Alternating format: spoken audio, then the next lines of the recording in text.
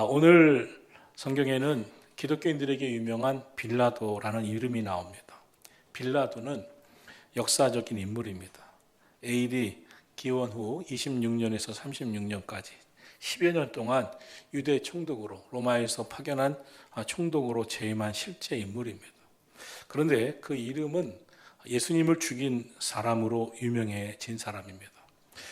그 후 예수님을 십자가에 못 박은 이후 그는 역사에 예수를 죽인 자로 언급되고 있습니다. 우리가 세상을 살다 보면 좋은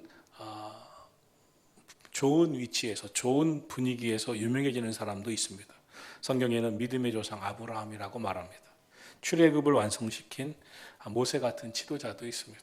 그리고 골리앗을 쓰러뜨리고 다 무너져 버렸던 이스라엘을 통일 이스라엘로 이끈 다윗 왕도 있습니다.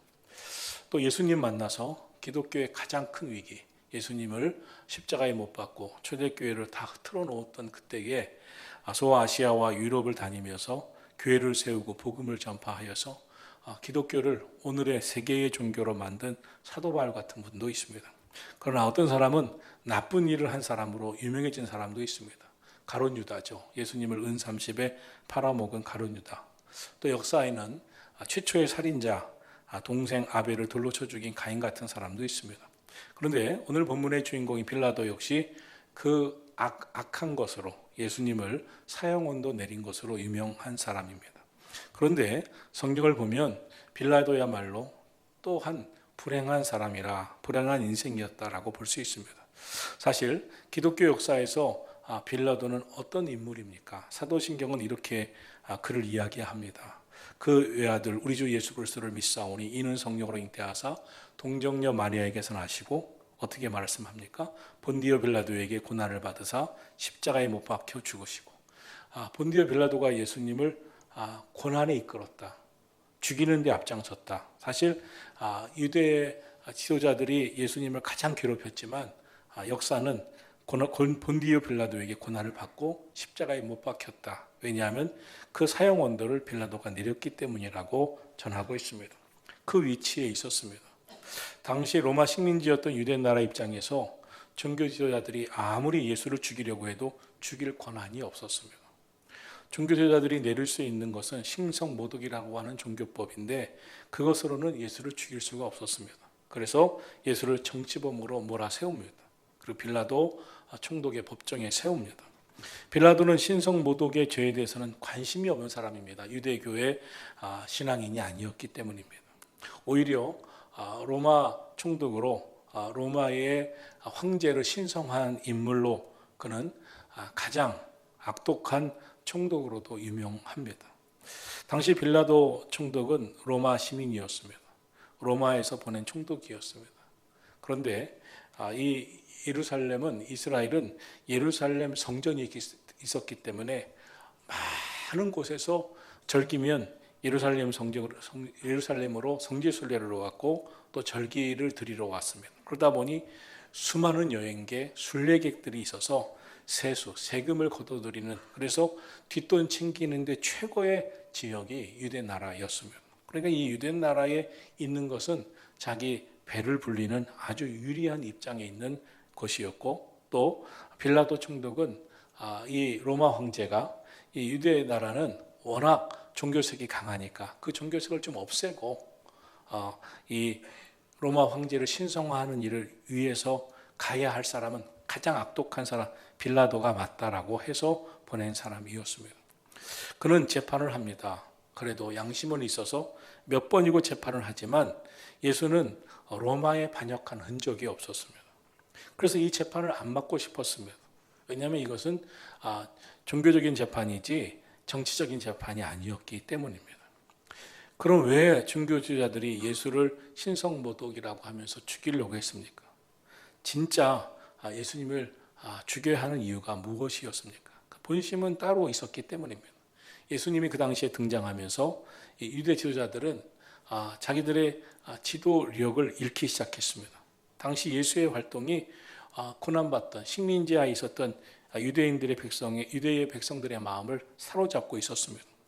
특별히 배고픈 로마 식민지하에서 오병이어의 기적을 통해서 배불리 먹이고도 12광주리가 남기는 기적은 아주 그 배고픈 식민지하의 유대 백성들에게는 절정이었습니다.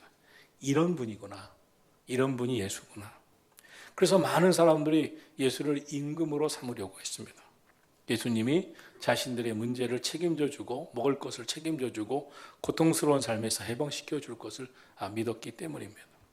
이러한 예수에 대한 열기는 당시 기득권이었던 유대 지도자들의 심기를 건드렸습니다. 눈의 가시였습니다. 그래서 필라도 총독에게 사형 언도 내리라고 계속 위협을 합니다. 필라도 총독은 아무리 봐도 이것은 종교 재판이지 정치적인 재판이 아니었기 때문에 계속 이렇게 저렇게 안 맡으려고 했습니다. 그리고 오늘 본문 10절을 한번 볼까요? 10절 말씀 같이 보겠습니다. 이는 그가 대제사장들이 시기로 예수를 넘겨준 줄 알미러라. 빌라도는 이것은 이 재판에 넘길 이유가 있어서 온 것이 아님을 알았습니다. 유대인들이 시기해서 예수를 넘겨준 것을 알았습니다. 그러면 빌라도는 총독으로서 정당한 재판을 하면 되었습니다. 죄가 없음을 알았기 때문에 풀어주면 됩니다. 그런데 멈칫합니다. 계속 끕니다. 공정한 재판이 아닌 정치적인 재판에 대한 문제를 갖고 있었습니다. 빌라도는 공정한 재판을 할 수 있었지만 그것이 그의 관심이 아니었습니다.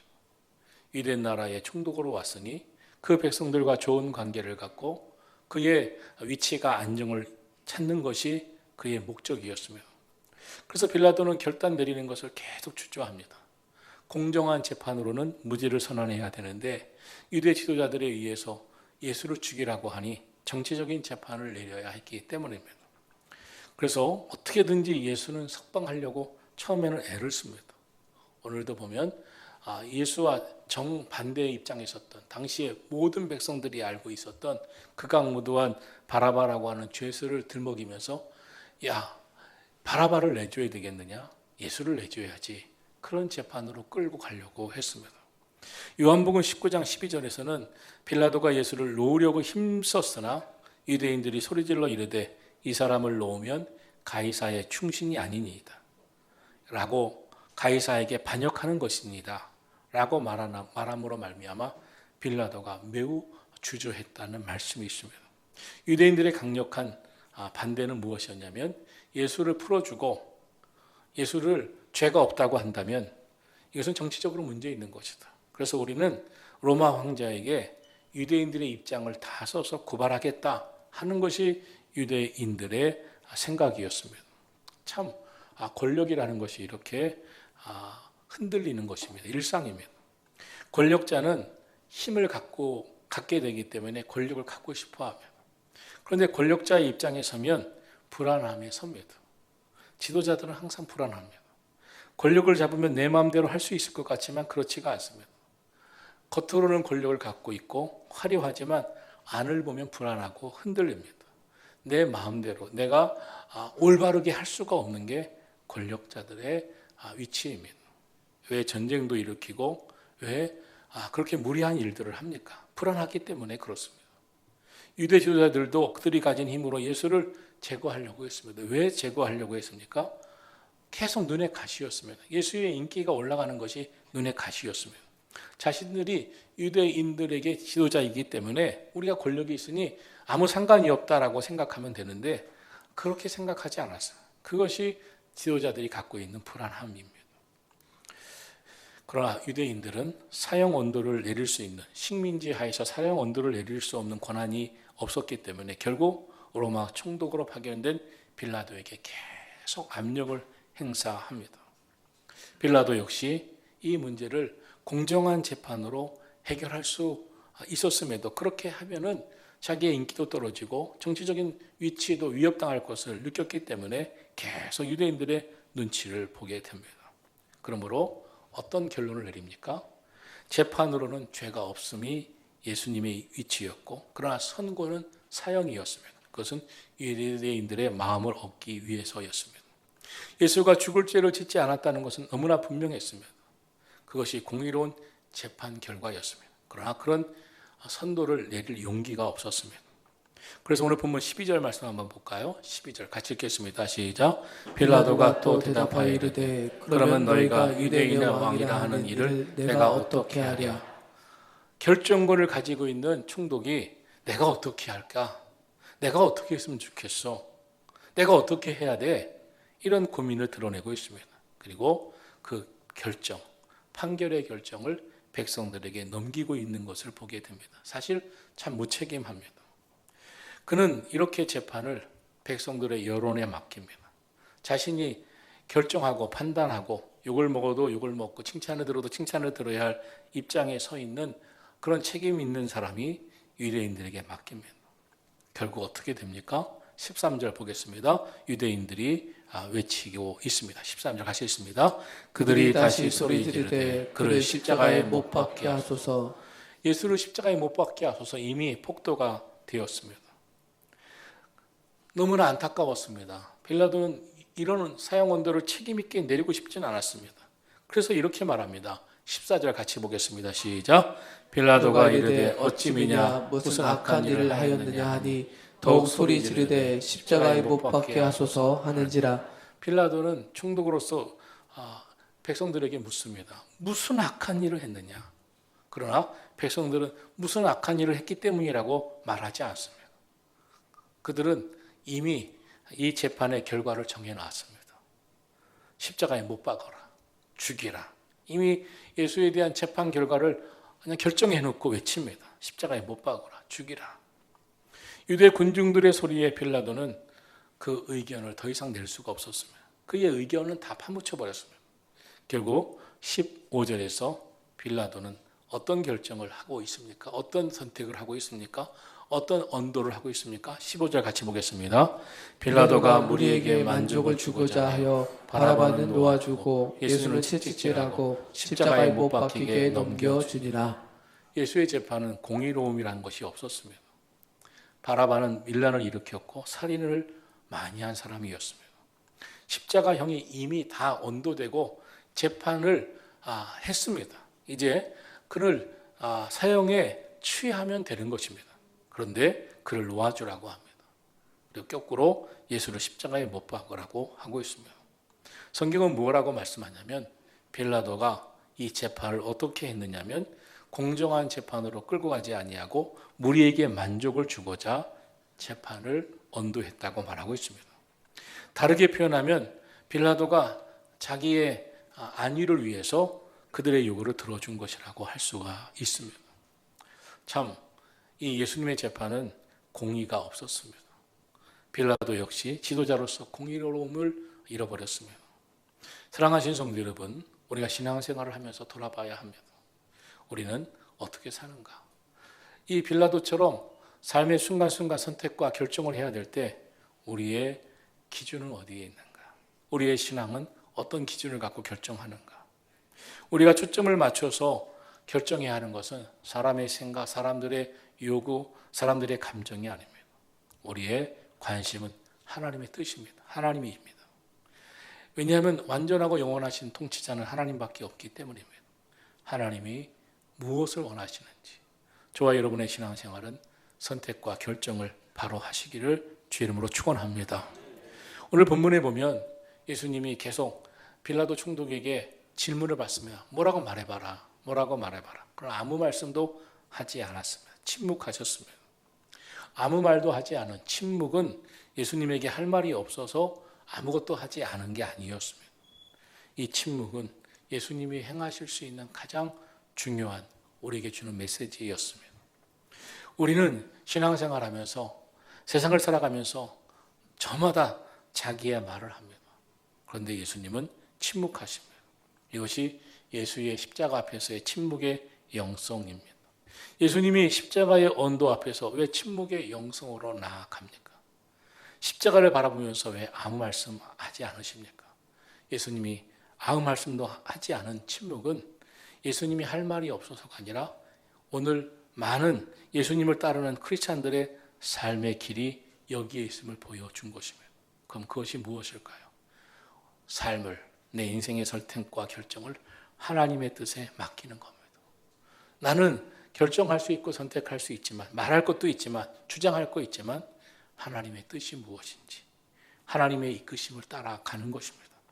그리스도인의 신앙은 무엇입니까? 하나님의 인도를 받는 겁니다. 하나님의 이끄시는 그 길을 걸어가는 것입니다. 왜 침묵합니까? 할 말이 없어서요? 주장하고 싶은 게 없어서요? 변명할 게 없어서요? 아닙니다. 하나님 아버지께 온전히 순종하기 위해서입니다. 오늘 우리의 신앙생활이 어디에 있어야 하는가? 예수님의 재판 앞에서, 십자가 앞에서 침묵하심으로 아무 말씀도 하지 않으시고 그 길을 걸어가시는 것을 통해서 우리는 예수님이 걸어가신 그 길이 오늘 우리가 따라가야 하는 그 길임을 깨닫게 됩니다. 그럼 예수님이 많은 말을 쏟아부으셨던 데가 있습니다. 어디였습니까? 겟세마네 동산이었습니다. 겟세마네 동산에서는 예수님 말을 많이 쏟아붓습니다. 하나님, 이 잔을 내게서 옮겨주세요. 나 십자가 지고 싶지 않아요. 하나님, 내게서 떠나가게 해주세요. 그러나 하나님이 침묵하십니다. 하나님의 뜻은 분명했습니다. 온 세상을 구원하기 위해서 십자가의 제물된, 대속의 제물될 일로 인하여 너를 세상에 보냈는데 너가 그 사명을 감당해야 한다 하는 것이 하나님의 뜻이었습니다. 예수님은 겟세마네 동산에서 하나님과 씨름합니다. 땀방울이 흐릅니다. 핏방울이 흐릅니다. 그리고 하나님 앞에 부르짖습니다. 그러나 결론은 내 원대로 마옵시고 아버지의 뜻대로 되기를 원하나이다. 많은 말을 했지만 많은 말씀 끝에 순종으로 나갔습니다. 그 순종이 오늘 예수님의 침묵 속에서 보여지는 예수님의 영성인 것입니다. 저와 여러분은 어떻게 살아가야 합니까? 기도의 자리에서 많은 말을 합니다. 하나님 힘듭니다. 괴롭습니다. 원통합니다. 답답합니다. 내 인생이 괴롭습니다. 그런데 하나님의 뜻대로 살기를 원합니다. 하나님 앞에 인도함 받기를 원합니다. 하나님이 이끄시는 삶을 살겠습니다. 온전히 순종하신 예수 그리스도가 걸어가신 그 신앙, 그 영성. 오늘 이 사순절에 예수님의 침묵을 통해서 예수님이 보여주신 진정한 순종의 영성을 배우고 나아가게 되기를 주님의 이름으로 축원합니다. 오늘은 예수님의 영성과 빌라도의 어처구니 없는 선택과 결정을 통해서 우리에게 주는 메시지를 보여주고 있습니다. 사랑하신 성도 여러분, 세상을 살아가면서 하나님을 바라보며 믿음의 선택과 결정을 바로 하시기를 축원합니다. 하나님을 바라보고 부르짖는 기도를 통해서 여러분이 무엇을 순종하고 나가야 할지를 깨닫게 되기를 축원합니다. 그리고 예수님처럼 침묵의 영성, 순종의 영성, 주님의 말씀과 그 뜻을 따라가는 믿음 생활 하시기를 예수 그리스도의 이름으로 축원합니다.